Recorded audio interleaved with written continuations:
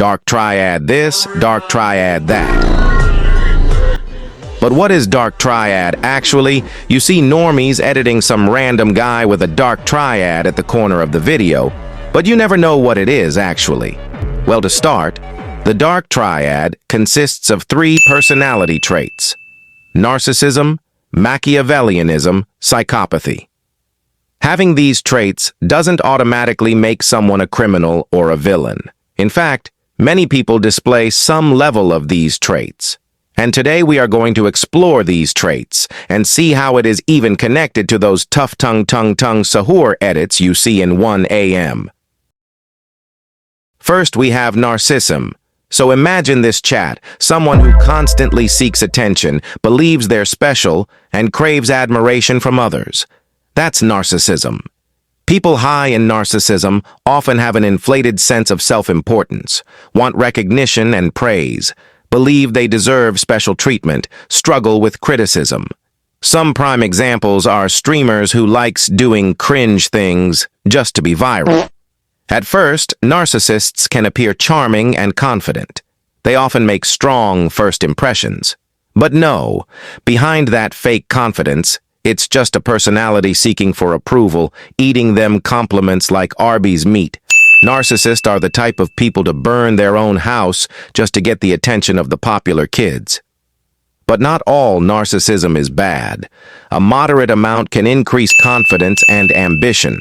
Problems arise when self-interest consistently outweighs concern for others. Now we have the second side of the triad, which is Machiavellianism.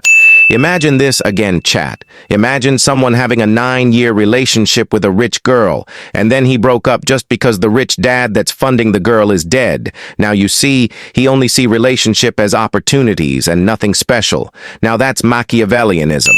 The name comes from Niccolo Machiavelli, a Renaissance political thinker whose writings became associated with strategic and sometimes ruthless political behavior. People high in Machiavellianism tend to be highly strategic, manipulate others for personal gain, focus on long-term goals. Unlike narcissists, Machiavellian individuals don't necessarily need admiration. Their focus is control. It's the type of person that would choose money instead love. They are sometimes soulless. They carefully analyze situations, calculate risks, and may use deception if it helps them achieve their objectives.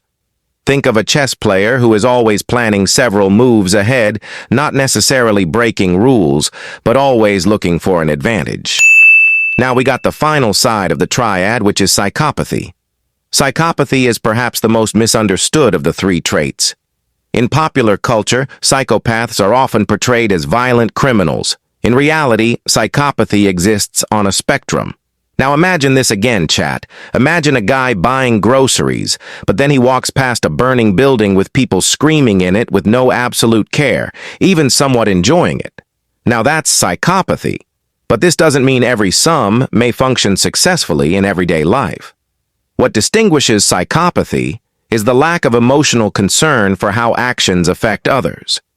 While most people feel guilt after hurting someone, a highly psychopathic individual may feel little or none. This emotional disconnect can make risky or harmful behavior easier for them. This is the type of person that quote-unquote has aura and loved by immature teens. Although these traits overlap, they are not the quite same. Narcissists want admiration. Machiavellians want control. Psychopaths lack empathy and remorse. A narcissist might ask, "How can everyone admire me?" A Machiavellian might ask, "How can I manipulate this situation?" A psychopath might ask, "Why should I care what happens to them?" This is what separates these traits, which is combined into one which is called a Dark Triad. But where does the term Dark Triad comes from, and why do these traits exist at all? One theory is that in certain environments, dark traits can provide advantages. Confidence can attract followers. Manipulation can help secure resources. Fearlessness can encourage risk-taking. In the short term, these dark traits may sometimes lead to success. Boo-boo. But how is it correlated to those tough Sigma edits? Well, short answer is that I don't know. Peace, y'all.